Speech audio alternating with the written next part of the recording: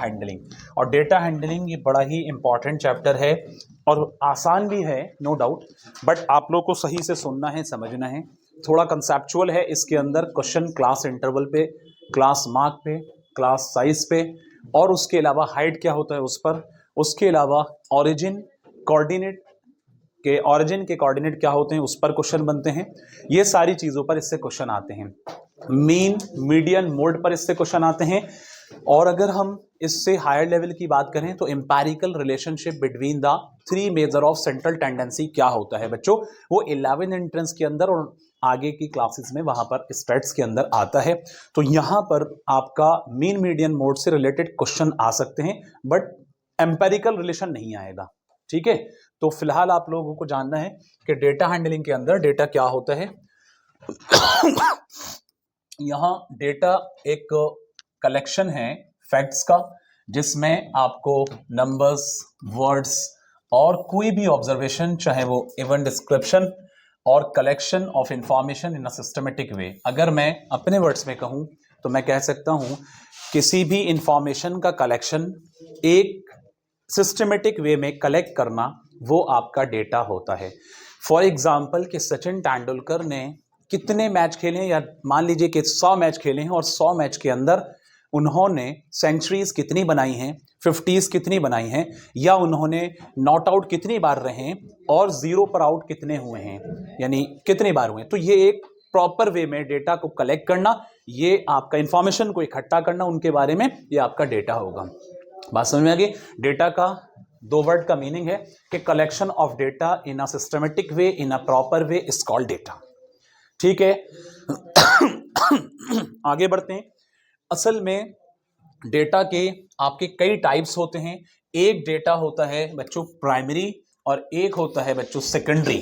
अब primary data क्या होता है कि जो आपका फर्स्ट हैंड डेटा होता है, क्या होता है, फर्स्ट हैंड डेटा, और सेकेंडरी डेटा आपका सेकेंड हैंड डेटा होता है। तो इसका डिफरेंस मैं आपको बता देता हूं कि प्राइमरी डेटा जो है वो फर्स्ट हैंड डेटा इसलिए कहलाता है क्योंकि वो कलेक्ट किया जाता है डायरेक्टली, खुद से आप कलेक्ट कर रहे हैं, या कह सकते हैं कि फील्ड में जाकर के आप कोई भी डेटा को जो कलेक्ट कर रहे हैं, तो वो आपका प्राइमरी डेटा या फर्स्ट हैंड डेटा होगा।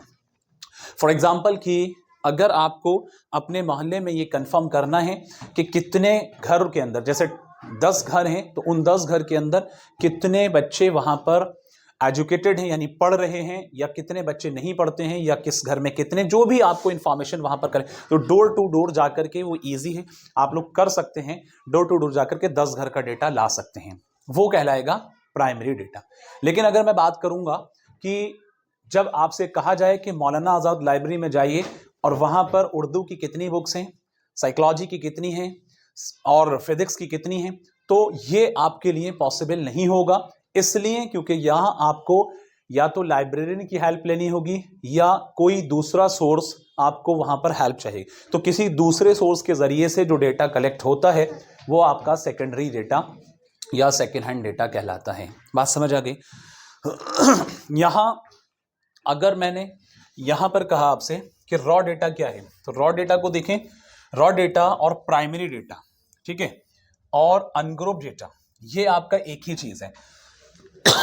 Collection of data in original form, data का कलेक्शन ओरिजिनल फॉर्म में जो होता है वही आपका रॉ डेटा या प्राइमरी डेटा या अनग्रुप डेटा कहलाता है। ठीक है बच्चों, अब यहां पर एग्जांपल जैसे 37, 23, 16 कुछ नंबर्स हैं, बट ये आपके अनग्रुप फॉर्म में हैं, तो ये आपका रॉ डेटा कहलाएगा।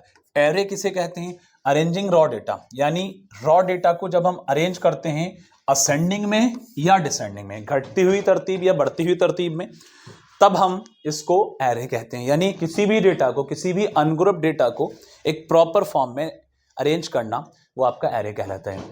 Arrange the data in ascending order, अब जैसे इस वाले डेटा को असेंडिंग में जाएगा तो सबसे पहले छोटा रहेगा, फिर देन बड़ा, ये सब चीजें बेसिक हैं, आप जानते हैं डिसेंडिंग में किस तरह होना है, असेंडिंग में किस तरह से होना है। इसके अलावा फ्रीक्वेंसी क्या है, रेंज क्या है, पीछे के साल में कई बार रेंज पर क्वेश्चन आया है।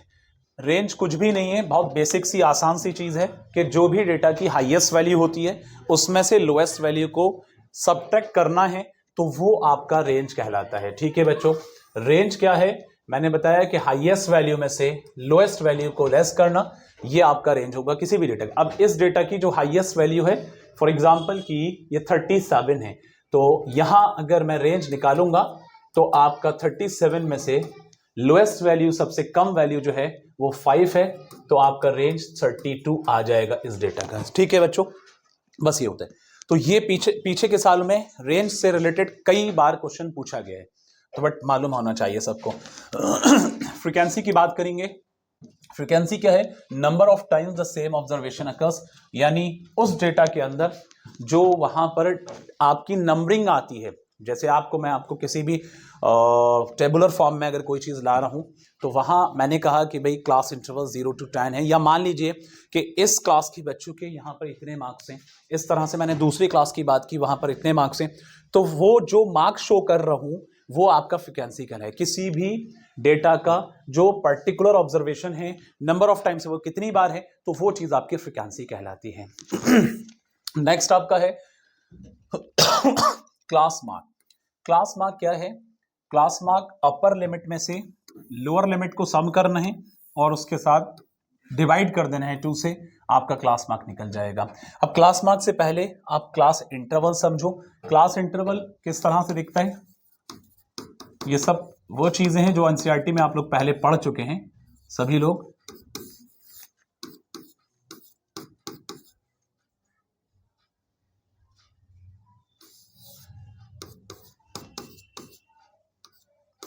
(0 to 10, 10 to 20, 20 to 30), लाइक ये सब क्या है? ये सब क्या है? क्लास इंटरवल है। क्या है? Class interval. याद रखना बच्चों कि इसके अंदर ये जो चीज है ये आपका लोअर लिमिट होता है। क्या होता है बच्चों? Lower limit of class interval, या लोअर क्लास लिमिट भी कहते हैं। अगर इसकी बात करेंगे तो बच्चों ये अपर लिमिट होता है। क्या होता है? Upper limit of class interval, या अपर लिमिट कह सकते हैं इसको। अब याद रखना है कि जब भी हमसे क्लास मार्क पूछा जाएगा, क्लास मार्क का दूसरा नाम बच्चों मिड वैल्यू भी होता है। याद रखेंगे, ये छोटी छोटी चीजें हैं, सबको सुनना है, कंसेप्ट्स को क्लियर रखना है, क्योंकि इसमें से क्वेश्चंस निकल कर आते हैं। क्लास मार्क या मिड वैल्यू एक ही चीज है। जब आप मिड वैल्यू निकाल रहे हैं किसी भी क्लास इंटरवल का, तो उसका तरीका क्या है कि लोअर लिमिट जैसे फॉर एग्जांपल अगर मैं इसका निकालता हूं तो लोअर लिमिट क्या है? Upper limit plus lower limit है, तो इसमें मैं लोअर प्लस अपर कर सकता हूं, यानी एक ही बात है। ये 20 10 प्लस 20 या 20 प्लस 10 डिवाइडेड बाई 2, तो आपका आ जाएगा 15। ठीक है बच्चों, क्योंकि इसका सम करें कितना बनेगा?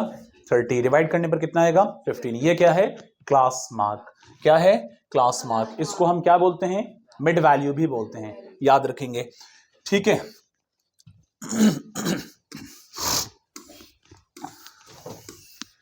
क्लास इंटरवल और साइज और विड्थ ये एक ही चीज है।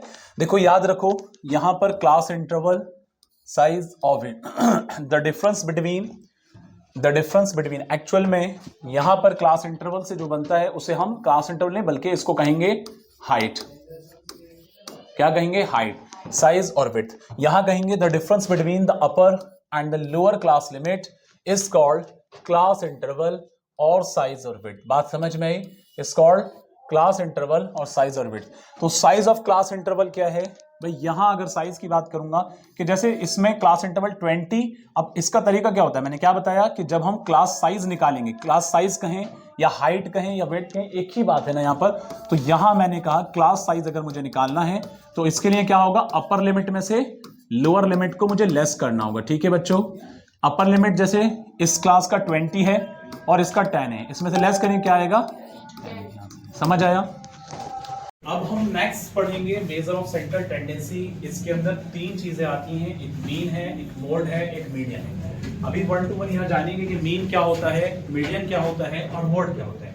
मैं आपको बता देता हूं कि पीछे के साल में एक क्वेश्चन इस तरह से आया था, which of the following is not a measure of central tendency? Option A median, option B mean, option C histogram, option D mode. ये क्वेश्चन था, इनमें से कौन सा मेजर ऑफ सेंट्रल टेंडेंसी नहीं है? विच of the following is not a measure of central tendency, ये था क्वेश्चन। तो उसका आंसर क्या होना चाहिए था? हिस्टोग्राम। तो आपको मालूम चलेगा कि मेजर ऑफ सेंट्रल टेंडेंसी 3 चीजें आती हैं, तो हिस्टोग्राम। ऐसा पीछे के सालों में बहुत पहले एक क्वेश्चन ऐसा लिखा है। जबकि वहां बेसिक है, कुछ नहीं है। अब हम पढ़ेंगे मीन क्या है। तो मीन बच्चे, मीन और एवरेज की अगर बात करें तो एक ही चीज है। मीन का मतलब sum of all observation upon total number of, बेटा फोकस करना है, आपका माइंड इधर उधर डाइवर्ट हो रहा है। मीन का मतलब है sum of all observation divided by total number of observation. आप ये बेटा बात समझ में आ रही है? तो मीन का क्या मतलब होता है? Sum of all observation. अब किसी भी ऑब्जर्वेशन का, जैसे मैंने कहा कि इस क्लास के अंदर किसी बच्चे के 10 में से 5 मार्क्स हैं, किसी के 10 में से 6 हैं, किसी के 7 हैं, किसी के 8 हैं, किसी के 9 हैं, किसी के 10 भी हैं, तो अलग अलग मार्क्स हैं। अब टोटल बच्चे कितने हैं? 15 बच्चे हैं फॉर एग्जांपल। तो यहां मैंने सबके मार्क्स को पहले ऐड किया, किसी के 5, किसी के 10, किसी के 6, सबको ऐड किया, अपॉन टोटल कितने थे? 15 से डिवाइड किया, तो दैट इज कॉल्ड। बात समझ आ गई? अब एग्जांपल निकालेंगे। जैसे कि मैंने कहा कि भाई शुरू के 5 होल नंबर का मीन क्या होगा। जैसे मैं कह रहा हूं what is the mean, what is the mean of first 5 whole number. क्या कहा मैंने? First 5 whole number. मैंने क्या कहा बच्चों कि शुरू के 5 होल नंबर का मीन क्या होगा। तो 5 होल नंबर क्या होते हैं मेरे भाई? मीन निकालने के लिए आपने लिखा यहां मीन इज इक्वल टू शुरू के 5 होल नंबर 0 + 1 + 2 + 3 + 4, सबका सम किया, डिवाइडेड बाय बच्चों 5 कर दिया। 0 + 1 + 2 + कितना हुआ? 4 3 7 और 2 9 1 10, कितना हुआ? 10। 10/5 यू गॉट 2। आपका आंसर कितना हुआ प्यारे बच्चों? मीन कितना आया? तो ये मीन निकालने का तरीका है। लेकिन अगर हम इससे थोड़ा सा आगे बढ़ते हैं तो मीन निकालने के आपके 3 मेथड होते हैं। आपके लेवल से थोड़ा सा ऊपर जाएंगे लेकिन आप इस तरह से निकाल सकते हैं, doesn't matter, that is called direct method. लेकिन अगर हम डायरेक्ट मेथड का मतलब ये एक अनग्रुप डेटा का मीन है, सॉरी फॉर दैट। लेकिन डायरेक्ट मेथड में आपका प्रॉपर टेबल बनेगा, उसमें समेशन ऑफ fi xi आएगा और समेशन ऑफ fi आएगा, उससे डिवाइड करना होगा, तो वो अलग चीज है। 10th स्टैंडर्ड में 11 एंट्रेंस के अंदर आता है। तो वहां पर मीन के 3 मेथड होते हैं, एक डायरेक्ट मेथड, एक अज्यूम मीन मेथड और तीसरा आपका स्टेप डेविएशन मेथड होता है। तो आपको सिर्फ इस तरह से जानना है चीजों को। आप कह रहे हैं कि मीन के बाद मीडियन कैसा दिखता है या मोड कैसा दिखता है, इसको भी हम थोड़ा सा जान लेते हैं। तो नेक्स्ट टॉपिक हम पढ़ने वाले हैं बच्चों मोड। मोड जो है ये आपको जैसा कि नजर आ रहा है, मोड का मतलब अगर मैं आसान वर्ड्स में कहूं, most occurring value is called mode. Most occurring value is called mode, यानी जो डेटा के अंदर सबसे ज्यादा टाइम्स आने वाली वैल्यू है वो क्या होती है? मोड होता है। बात क्लियर है? तो मेरा कहना यहां पर है कि यहां फॉर एग्जांपल कि बहुत सारे नंबर है बच्चों, इसी का एग्जांपल ले लेते हैं। अब इसमें जो सबसे ज्यादा बार आ रहा है 4 एक बार है, 2 बार है, 3 बार है। तो 4 जो है बेटा कितने बार है? 3 टाइम्स। 3 टाइम्स है ना 4। लेकिन अगर प्यारे बच्चों मैं बात कर रहा हूं 5 3 3, तो 3 जो है ये आपके 2 बार है। 3 कितने बार है मेरे भाई? 2 बार। तो 3 जो है 2 टाइम्स है। कितने टाइम्स है? 2 टाइम्स। तो इससे क्या क्लियर हुआ कि आपका मोड जो होगा वो होगा 4 होगा। आंसर इसका होगा। बात समझ आई? तो मोड का मतलब क्या है? Most occurring value of the data is called, जो सबसे ज्यादा बार है। कई बच्चे ये कहेंगे क्या सर ऐसा पॉसिबल? आप जरा इसमें मुझे देखकर बताना। मैं जरा एक चीज और क्लियर कर रहा हूं। मैं लिखा 2 3 2 3 4 5 2 3। अब जरा गौर से देखना, और एक मैंने लिख दिया 7। इस डेटा के अंदर कौन सा मोड होने वाला है? 2 एक है, 2 है और 3 है, और 3 भी तो मेरे भाई 3 है। तो अब जरा बताओ कि मोड कौन सा होगा? हो गए कंफ्यूज? ऐसे कंडीशन में 2 भी होगा और 3 भी होगा। ये इंपॉर्टेंट बात मैंने बताई है क्योंकि इससे रिलेटेड पीछे के साल में क्वेश्चन आया है। क्योंकि कई बार एग्जामिनर ऐसे घुमाएगा, क्योंकि ये बात इसीलिए उस क्वेश्चन का मेरा माइंड में आया, मैंने यहां शेयर किया। वरना मोड को डायरेक्ट ऐसे बता देते तो सबसे ज्यादा बार आ रहा है, अब ज्यादा बार 2 वैल्यू आ गई तो वहां पर दोनों के दोनों मोड माने जाएंगे। आप कई कहेंगे 3 आएंगे, लेकिन ऐसा क्वेश्चन नहीं बना है। अगर 3 भी आ जाते हैं तो वो भी माने जाएंगे अगर वो इक्विवेलेंट होते हैं। बात क्लियर है बच्चों? इसके बाद हम बात करने वाले हैं मीडियन की। तो मेरे भाई मीडियन क्या है? मीडियन आपका जो मिड वैल्यू एक तरह से बता रहा है। मेरा कहना यह है, अब देख लेते हैं। The middle value when the data are in ascending और descending order. If there are 2 numbers in the middle, find the mean average of those 2 numbers। कहा यह गया है कि जो मिडिल वैल्यू होती है वो आपका मीडियन होता है। लेकिन बच्चों मीडियन के दो केस हैं, एक ऑड का केस होगा, एक इवन का केस होगा। इस तरह से आपको जब कभी भी जो भी डेटा आपको दे रखा होगा, ध्यान से सुनना, जब कभी भी जो भी डेटा बच्चों आपको दे रखा होगा, उस डेटा को, जो नंबर्स वगैरह लिखे हुए हैं, जो भी डेटा है आपका, उस डेटा को पहले रीअरेंज करना है आपको असेंडिंग, बढ़ती हुई तरतीब में, या घटती हुई तरतीब में। बात क्लियर है सबकी? बढ़ती हुई तरतीब या घटती हुई तरतीब, दोनों में से किसी एक में आपको प्यारे बच्चों करना है। उसको करने के बाद एक बार आप लिखेंगे, फिर आप काउंट करेंगे कि वो डेटा कितनी बार है। फॉर एग्जाम्पल वो डेटा, जैसे कि मैं एक कंडीशन आपको इससे समझाने की कोशिश करूंगा, एक एग्जाम्पल आपके सामने लिखूंगा, उम्मीद है कि सबके समझ में आएगा। यहां मैंने लिखा 2, 7, 5, फिर यहां 1, फिर यहां 0, फिर यहां 3, फिर 4, फिर 9 एंड 11, ऐसे करके। अब आपका ये एक रॉ डेटा कहलाएगा। फर्स्टली अगर मैं कह रहा हूं इस डेटा का मीडियन बताइए, कितने हैं? 3 और 3 6 और 3 9। अब जरा ध्यान से सुनना, यहां मैं पहले इसको रीअरेंज करूंगा, किसमें? असेंडिंग या डिसेंडिंग, या आपकी चॉइस है। Firstly rearranging the data in ascending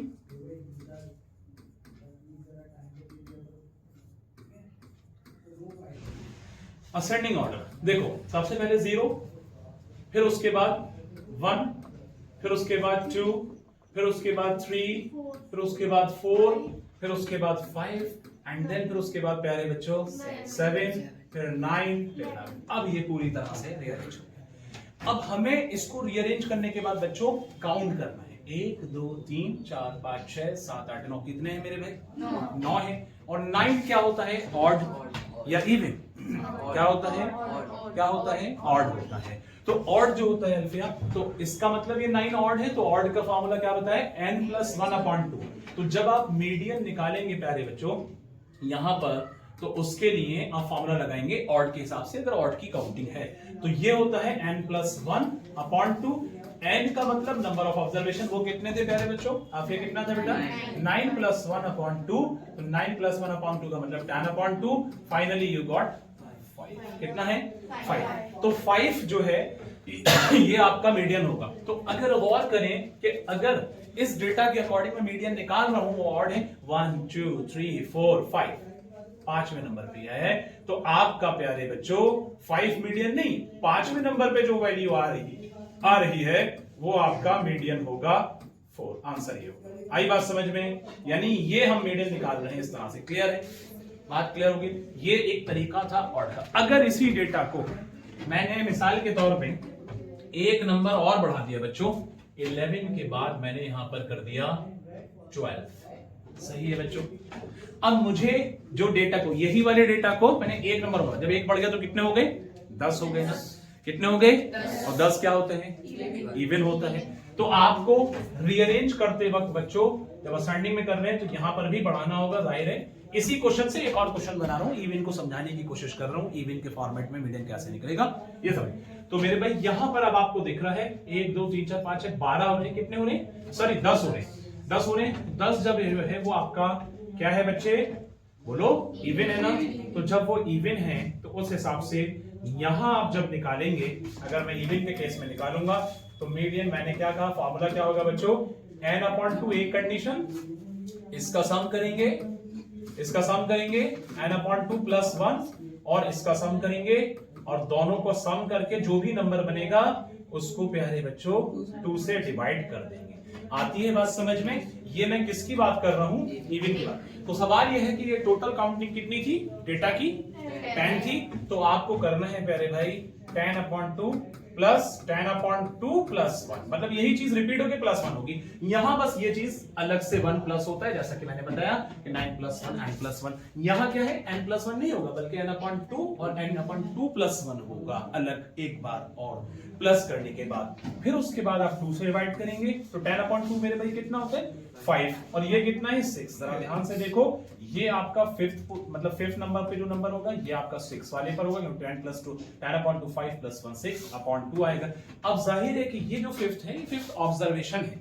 तो कहने का मतलब ये हुआ बच्चों कि फिफ्थ ऑब्जर्वेशन 1 2 3 4 5 कौन सा हुआ? 4। मैं इसको इस कलर से लिख देता हूं, एक ये वाला अभी मीडियन नहीं आया है, अभी आएगा। इन दोनों का सम करने, इवन के केस में ऐसे आता है बच्चों, ठीक है। तो 4, ध्यान से सुनो, 4 + 5 डिवाइडेड बाई 2, तो 4 + 5 कितना होता है 9/2, तो इसका मतलब 4.5 ये आपका मीडियन आएगा बच्चे इवन के केस में इस डेटा का। बात क्लियर हो गई, फॉर्मूले याद रहेंगे, एग्जांपल से मैंने समझा दिया अच्छे से। ऑड का केस, इवन का केस याद रहेगा। मीडियन निकालते वक्त सबसे पहले डेटा को हमें असेंडिंग या डिसेंडिंग ऑर्डर में रीअरेंज करना होगा बच्चों। उसके बाद फिर हमें उस डेटा को काउंट करना है कि वो ऑड है या इवन है। अगर वो ऑड होता है तो आपको करना है n+1/2, अगर वो इवन होता है तो आपको करना है n/2 + n/2 + 1 अब डिवाइडेड बाई 2। यहां आपको n+1 करने पर डायरेक्टली 2 से डिवाइड करेंगे, जो भी आएगा वो उस पोजीशन का नंबर वहां पर आंसर हो जाएगा। जैसे कि 5वें पोजीशन पर कौन सा आ रहा था, 4 आ रहा था। लेकिन बच्चों इसमें 5th और 6th ऑब्जर्वेशन को देखना है, उसकी जो भी काउंटिंग है उनको यहां करने, देन दोनों का सम करके 2 से डिवाइड करने पर आपका जो आंसर आएगा वो बनेगा मीडियन इवन के केस में। क्लियर? ठीक, आगे बढ़ते हैं। ये जो रिलेशनशिप मैंने आपको बताया मेजर ऑफ सेंट्रल टेंडेंसी का, मीन मीडियन मोड का, चीजें सब याद रहनी चाहिए, सारे फॉर्मूले कल की क्लास में ये सब प्रैक्टिस में आएंगे। अब यहां पर empirical relationship between 3 major of central tendency यहां मेंशन किया गया है, लेकिन इस पर क्वेश्चन आपका यहां पर 1-2 साल से, अरे बहुत पहले नहीं आता था, अभी रिसेंट 1-2 साल में देखा गया है। इससे क्वेश्चन क्या बनता है इससे कि mode is equal to 3 median minus 2 mean, mode is equal to 3 median minus 2 mean. अब इसके कई फॉर्मेट हो सकते हैं, मैं इसको ऐसे भी लिख सकता हूं बच्चों, क्योंकि इसमें सवाल ऐसे बनेगा what is the empirical relationship between the 3 major of central tendency. उसमें 4 ऑप्शन होंगे और 4 ऑप्शन में इस तरह की मिलती जुलती चीज होंगी। आपको मेन स्ट्रक्चर को याद रखना है वो है mode is equal to 3 median minus 2 mean. अब ये मेन स्ट्रक्चर है, इससे दूसरा स्ट्रक्चर शायद ये ऑप्शन में ना हो, लेकिन इससे बनाया हुआ दूसरा हो सकता है। वो कैसे कि मोड -3 मीडियन, अगर मैं मीडियन 3 मीडियन को इधर लाऊंगा तो ये माइनस होगा ना ट्रांसपोज करने में। 3 मीडियन बच्चों याद समझ में आ रही है, इज इक्वल टू -2 मीन, ये इधर की तरफ ऐसे ही रहेगा।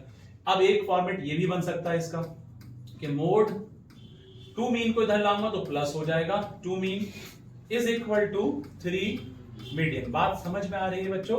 इस तरह से mode +2 mean is equal to 3 median. तो एक फॉर्मेट आपका ये था, इससे 2 फॉर्मेट और बन गए। क्लियर? तो ये भी ऑप्शन में अवेलेबल हो सकते हैं। अगर आपको ये मेन वाला याद है तो इससे ट्रांसपोजिंग करके अलग अलग कई दफा बना सकते हैं।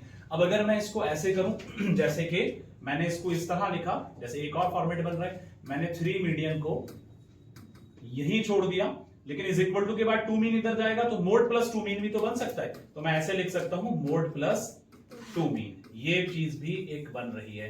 तो इससे डिफरेंट स्ट्रक्चर बन रहे हैं, इन चीजों को याद रखना है। इस पर क्वेश्चन अभी जस्ट 1-2 साल से आ रहा है, उससे बहुत पहले नहीं आता था, बट अब आपको याद रखना होगा। ठीक है, आगे आपका बार ग्राफ है। अब यहां पर ग्राफिकल रिप्रेजेंटेशन रहेगा, बार ग्राफ रहेगा, मल्टीपल बार ग्राफ रहेगा, पाई चार्ट आपका पाई ग्राफ रहेगा, ठीक है, हिस्टोग्राम रहेगा, फ्रीक्वेंसी पॉलीगन रहेगा, फ्रीक्वेंसी कर्व रहेगा। ये सारी चीजें आप लोग यहां पढ़ने वाले हैं। तो हम नॉर्मली जानते हैं कि बार ग्राफ क्या होता है, ठीक है। Bar graph are used to represent the unclassified frequency distributions, ठीक है। फॉर एग्जांपल के लिए यहां पर इस तरह से समझ लें कि ये आपकी एक एक्सेस है, ये y है, ये आपका x है, ये आपका ओरिजिन है।